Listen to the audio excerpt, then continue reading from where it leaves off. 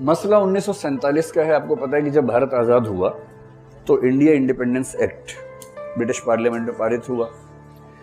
उस एक्ट के तहत भारत आज़ाद होने वाला था 15 अगस्त को, और उसमें पाकिस्तान को भी आज़ादी मिल रही थी भारत से, तो ये तय हो चुका था।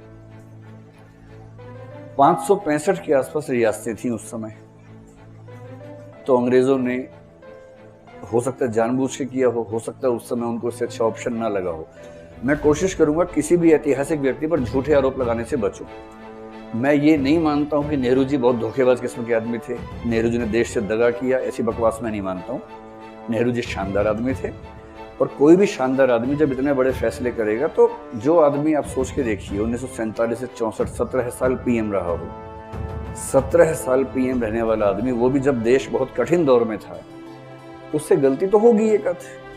मैं ये मानता हूं कि कश्मीर के मामले में नेहरू से थोड़ी सी गलती हुई है, पर वो गलती इंटेंशनल थी, मैं ऐसा नहीं मानता हूं। मैं ये मानने से बचूंगा कि वो साजिश कर रहे थे भारत के खिलाफ। मैं कल्पना करता हूं कि नेहरू की जगह महात्मा गांधी होते भारत के प्रधानमंत्री, मेरा दावा है कि वो भी ऐसा ही करते। टैगोर होते तो 2 कदम और आगे बढ़ के कुछ करके आते। हाँ, पटेल होते तो शायद थोड़ा सा कुछ अलग फैसला होता, थोड़ा सा, ऐसा नहीं कि जमीन आसमान का चेंज आ जाता, थोड़ा सा अलग फैसला होता, क्योंकि पटेल की अप्रोच अलग थी।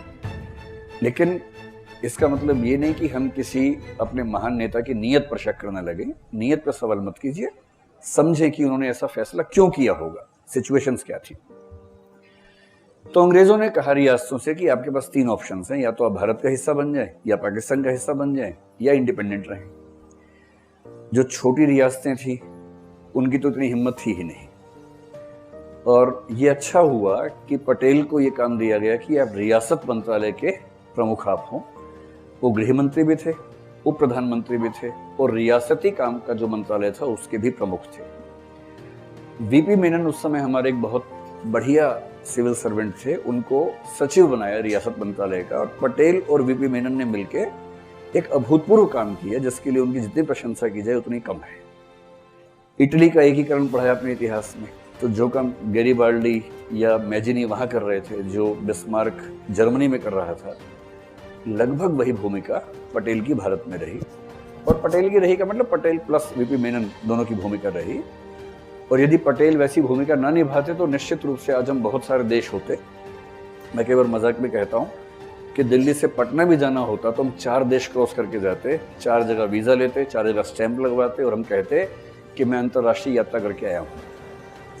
और इंटरनेशनल ट्रेन थी जो भारत दिल्ली देश से निकलकर गाजियाबाद देश में घुसी, गाजियाबाद देश के बाद फिर वो इटावा देश से गुजरते हुए कानपुर और इलाहाबाद देशों से गुजरते हुए पटना देश में पहुंची। हम ऐसी बात कर रहे होते। हम ऐसी बात नहीं कर रहे हैं, तो इसका सारा श्रेय मुख्य रूप से एक व्यक्ति को जाता है, उसका नाम पटेल है। इसमें कोई संदेह की बात नहीं है। पटेल ने लगभग सारी रियासतों को मैनेज कर लिया, और वो मैनेज क्या करते थे, बात करते थे। वकील थे, बहुत सफल, बात करने का स्टाइल उनको आता था। एक हाथ में गाजर, एक में लाठी लेके निकलते थे। पहले गाजर खिलाते थे कि ले खा ले भाई, गाजर खा ले, नहीं खाए तो थोड़ा सा लाठी मारते थे ऐसे, और सब लोग समझ जाते थे। उनका एक ही कहना था कि देखो, तुम्हारी जनता ने, तुम्हारी रियासत की जनता ने स्वाधीनता आंदोलन में खूब बढ़ के हिस्सा लिया है। वो केवल अंग्रेजों से स्वाधीन नहीं होना चाह रहे, तुमसे भी होना चाह रहे हैं। तो या तो मान जाओ आराम से, नहीं तो विद्रोह करवाने में हमें 2 मिनट लगेंगे। जनता विद्रोह करेगी, आपके राजमहल के अंदर आएगी, फिर वो आपको साथ में उखाड़ के ले जाएगी। तो उससे बेहतर है कि आप चुपचाप मान जाएं और भारत का हिस्सा बन जाएं। पटेल ने यह भी समझाया कि जो 3 चीजें इंग्लैंड के पास थी, हम वही 3 चीजें आपसे मांग रहे हैं। हम कुछ और नहीं मांग रहे। हम डिफेंस मांग रहे हैं, विदेशी संबंध मांग रहे हैं, और संचार मांग रहे हैं। संचार का मतलब होता है जैसे नौसेना है, नौसैनिक परिवहन है, हवाई जहाज का परिवहन है, रेलगाड़ियां हैं, टेलीकम्युनिकेशन से, वो सब संचार में आता है। ये हिस्से हमें दे दो, बाकी तुम संभालो, क्या दिक्कत है। ये सब कहने की बात थी। ये सब कह के उनको मतलब फुसलाया गया। सब उनकी बात में आ गए। 1-2 ने कहा कि नहीं आएंगे बात में, भोपाल ने कहा बात में नहीं आएंगे, तो धमकाया तो वो भी कंट्रोल हो गया। त्रावणकोर ने कहा, कोचीन त्रावणकोर ने कहा, उसको भी धमकाया तो वो भी ठीक हो गया। मैं कहना चाह रहा हूं कि बहुत सारी धमकियों की वजह से भारत एक हुआ है।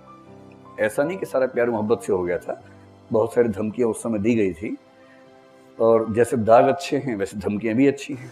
अगर उससे एक देश का एक देश बनना संभव होता हो तो धमकियां ठीक हैं, ऐसा क्या है। 3 जगह मामला फंसा जो इतिहास में आप जानते हैं। एक फंसा जूनागढ़ में जो गुजरात के सौराष्ट्र का हिस्सा है, एक हैदराबाद में फंसा और एक फंसा जम्मू कश्मीर में। इसके अलावा एक बात और समझनी है कि जब अंग्रेज भारत से जा रहे थे तो क्या हो रहा था उस समय। भारत के हिस्से का एक बड़ा भाग कह सकते हैं कि अंग्रेजों के पास था और अंग्रेज उसको देके जा रहे थे, जिसको हम ब्रिटिश इंडिया कहते हैं, वो मिल रहा था हमें। भारत का ठीक ठाक हिस्सा 40% के आसपास रियासतों का हिस्सा था। रियासतें हमें मिल नहीं रही थी 15 अगस्त को। रियासतें हमारा हिस्सा बनेंगी या नहीं बनेंगी ये उनकी चॉइस थी। भारत की 5 टेरिटरीज फ्रांस के पास थी उस समय। एक चंद्रनगर जो पश्चिम बंगाल का हिस्सा है, फिर यनम, माहे, कराईकल, पौंडीचेरी। यनम पड़ता है आंध्र प्रदेश के इलाके में, माहे पड़ता है केरल के इलाके में, पौंडीचेरी है ही, कराईकल थोड़ा सा और चेन्नई की तरफ बढ़ेंगे पौंडीचेरी से 150 किलोमीटर तो वहां आता है। ये 4 अलग अलग हिस्से थे और फ्रांस के कब्जे में थे। इंग्लैंड भारत से जा रहा था, फ्रांस तो नहीं जा रहा था। ये हिस्से भारत को कैसे मिलेंगे ये डाउट था ही उस समय। फिर पुर्तगाल के पास गोवा था, दमन था, दीव था, दादरा नगर हवेली थी और पुर्तगाल भी भारत से नहीं जा रहा था। तो सवाल ये भी था कि पुर्तगाल का हिस्सा भारत को कैसे मिलेगा। इन सबको मिला के एक देश बनाना था, ये मजाक नहीं था, बहुत मुश्किल काम था। हमारे देश के सबसे बड़े 2 दुर्भाग्य ये रहे कि महात्मा गांधी 1948 की शुरुआत में चले गए, उनकी मृत्यु हो गई।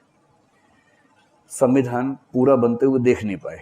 अगर वो संविधान बनते हुए देख पाते तो शायद संविधान वैसा न होता जैसा आज है। कम से कम पंचायती राज केवल डीपीएसपी में ना होता, पंचायती राज की व्यवस्था पहले ही होती, जो 73वें 74वें संशोधन से बाद में हुई, शायद पहले ही हो जाती। दूसरा दुर्भाग्य ये रहा कि पटेल जो नेहरू से 14 साल बड़े थे उतने स्वस्थ नहीं थे। 1950 में उनकी मृत्यु हो गई, 50 दिसंबर में मुंबई में उनकी मौत हुई। पटेल का भारत का पीएम बनना तय ही था, हम सब जानते हैं, लेकिन उसके बाद भी गांधी जी ने इंसिस्ट किया कि पीएम नेहरू बने।